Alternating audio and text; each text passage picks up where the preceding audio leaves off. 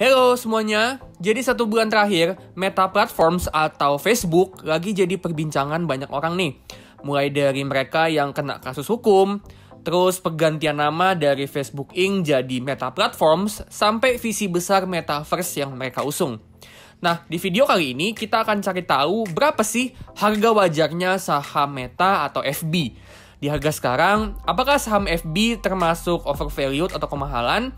Apakah dia fair value? Atau apakah FB lagi undervalue alias lagi diskon? Nah, sebelum kita mulai pembahasannya, jangan lupa subscribe dan tekan lonceng notifikasi supaya kalian up to date dan supaya gue makin semangat bikin konten-konten saham untuk kalian. Oke, kalau gitu langsung aja kita mulai.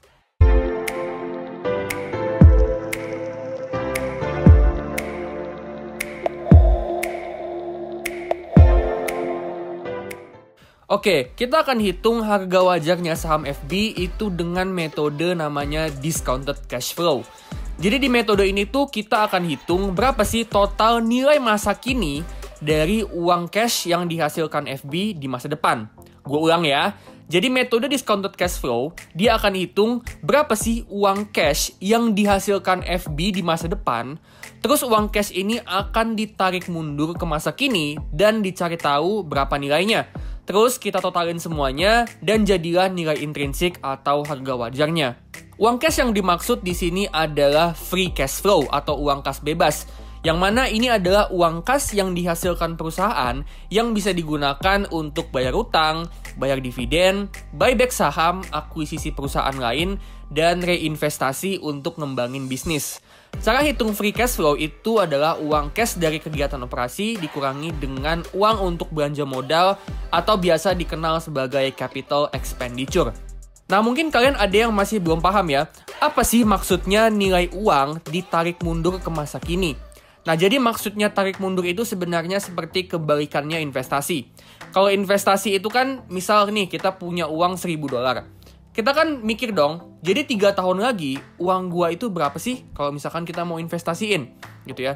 Nah, tarik mundur itu kebalikannya dari investasi. Jadi kayak gini, kalau uang gua 3 tahun lagi itu $1.000, berapa uang gua sekarang gitu ya. Nah, supaya kita tahu uang kita 3 tahun lagi itu berapa kalau kita mau investasi, itu kan kita perlu tahu berapa sih return on investment-nya atau return investasinya gitu kan. Nah, begitu juga dengan prinsip tarik mundur ini. Kita perlu tahu berapa sih return on investment yang kita harapkan dari si saham ini. Dalam hal ini, ya return dari sahamnya FB atau Meta. Nah, konsep tarik mundur ini nama lainnya adalah discounting. Nah, return on investment ini bisa kita cari tahu dengan beberapa metode. Bisa pakai metode namanya Weighted Average Cost of Capital atau WACC. Bisa juga pakai metode lain namanya Capital Asset Pricing Model atau CAPM. Atau kita juga bisa pakai cara yang paling simpel ya. Kita cukup menggunakan return yang kita mau, yang kita harapkan dari saham itu. Nah, supaya lebih simpel videonya, kita akan gunakan cara terakhir, yaitu berapa return yang kita mau dari saham FB gitu ya. Nah, return on investment ini biasanya dikenal juga dengan sebutan discount rate. Nah, sekarang sebelum kita mulai, kita akan set up beberapa data yang akan kita pakai. Untuk free cash flow, FB mampu menghasilkan free cash flow trailing 12 month itu sebesar 35 miliar US dollar. Terus untuk return on investment, kita akan gunakan 15%. 15% karena kita mau supaya return yang kita dapat dari saham FB ini jauh lebih besar daripada return index Nasdaq yang diwakili ETF QQQ atau return S&P 500 yang diwakili ETF SPY. Oke, kita mulai dari step 1. Di step ini kita akan proyeksi kira-kira berapa sih free cash flow yang dihasilkan FB untuk 10 tahun ke depan. Nah, supaya kita bisa proyeksi, kita perlu asumsi kira-kira growth-nya FB ke depannya itu berapa. Oke? Nah, kita akan pakai asumsi aja ya.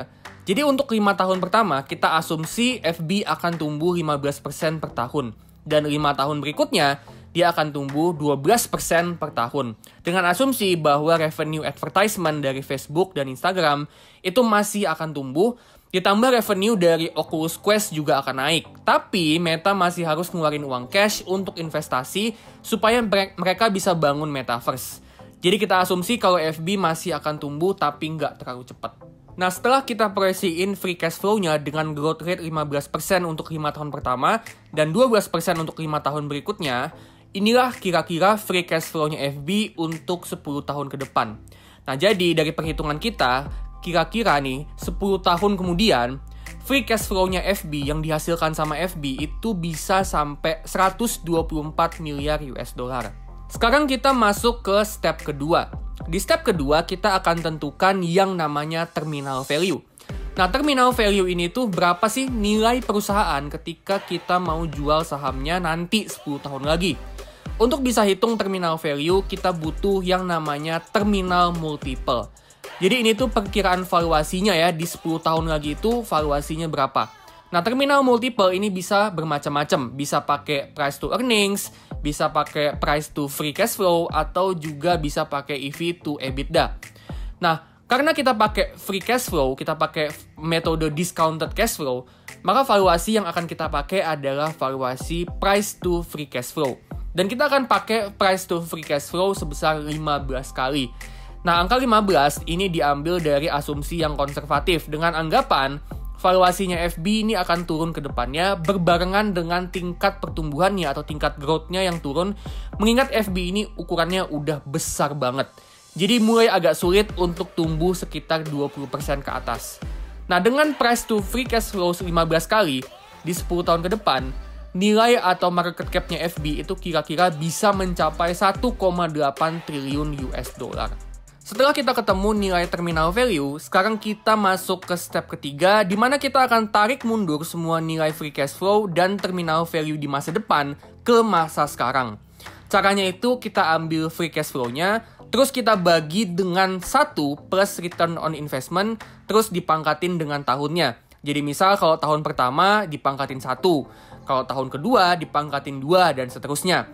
Terminal value-nya juga kita tarik mundur. Kita pangkatin 10, karena terminal value itu kan nilai jualnya saham FB di tahun ke-10.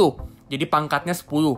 Nah, dari sini, dari perhitungan ini, kita bisa hitung nilai masa kini dari cash flow di masa depan. Setelah kekumpul semua nilai masa kini dari free cash flow di masa depan plus terminal value-nya, kita akan masuk ke step 4 di mana kita akan hitung nilai intrinsik atau harga wajarnya saham Meta atau FB. Caranya adalah kita totalin semua nilai masa kini dari free cash flow sama terminal value-nya. Oke, kita totalin semuanya. Setelah dapat totalnya, kita kurangi dengan debt atau utang. Nah, kenapa dikurangi utang? Nah, ini dengan anggapan ya, uang cash yang kita punya, yang dipunyai sama si FB, itu dipakai untuk bayar utang dulu. Gitu ya. Jadi pertama dipakai dulu untuk bayar utang. Terus selain itu, ini juga sebenarnya kita mau ngefilter ya, perusahaan-perusahaan mana yang utangnya banyak. Perusahaan yang utangnya banyak tentunya harga wajarnya itu lebih kecil karena resikonya lebih besar. Dan gitu juga sebaliknya. Oke? Nah, setelah dikurangi utang, kita ketemu market cap-nya berapa. Nah, dari sini kita tinggal bagi dengan jumlah saham beredar atau shares outstanding. Udah deh, dari sini kita bisa ketemu harga wajarnya saham FB yaitu di harga 350. Nah, sekarang kan kita udah tahu ya, harga wajarnya saham FB itu di 350. Berarti di harga sekarang, di harga 329, ini FB masih sedikit terdiskon dari harga wajarnya. Nah, next kita akan hitung berapa sih margin of safety-nya. Margin of safety ini maksudnya seberapa terdiskon sih saham FB ini. Caranya itu kita hitung selisih antara harga wajar dengan harga yang sekarang. Kita bagi dengan harga wajar, terus kita kali 100%. Nah, dari hitung-hitungan ini, kita dapat nilai margin of safety-nya saham FB itu di 5,7%. Dengan kata lain, di harga sekarang, saham FB lagi terdiskon sekitar 5,7%. Oke, itu dia tadi perhitungan harga wajar saham FB atau Meta. Nah, pasti ada beberapa dari kalian yang mungkin masih bingung dan belum familiar sama valuasi discounted cash flow ini. Tapi nggak apa-apa, kuncinya itu latihan terus dan nanti perlahan kalian akan paham makna dari setiap step by step yang tadi udah kita lakukan. Terus alangkah baiknya kalau kalian juga coba eksplorasi variasi-variasi di CF atau discounted cash flow yang lain. Misalnya tadi untuk cari ROI itu kan ada 3 cara. Ya kan, kita tadi pakai cara return on investment yang kita mau. Nah, coba deh ke depannya kalian coba pakai cara lain. Misalnya pakai Weighted Average Cost of Capital atau WACC, atau juga kalian bisa pakai Capital Asset Pricing Model atau CAPM. Oh iya, gue ada beberapa catatan untuk DCF ini. Pertama, metode DCF ini tuh mau bilang kalau kita harus mau bayar harga yang lebih mahal untuk saham perusahaan yang punya tingkat growth yang tinggi. Nih ya, gue contohin. Kalau misalnya nih ya, tingkat growth-nya FB yang tadi kita pakai asumsi 15 dan 12%, itu kita naikin jadi 20% di setiap tahun. Nah, dari sini harga wajarnya itu berubah jadi 543, yang artinya semakin besar tingkat growth, harga wajarnya pun jadi lebih mahal. Catatan yang kedua, di metode ini tuh kita banyak pakai asumsi. Jadi hampir bisa dipastiin kalau hasil hitungan kita sama hitungan orang lain itu bakalan beda. Karena penggunaan asumsinya aja yang pasti bakalan beda-beda. Dan di sini nggak akan pernah ada hasil yang benar. Semuanya itu pasti salah. Jadi di metode ini kita cuma bisa tahu estimasinya ya, kira-kira harga wajarnya itu di kisaran harga berapa.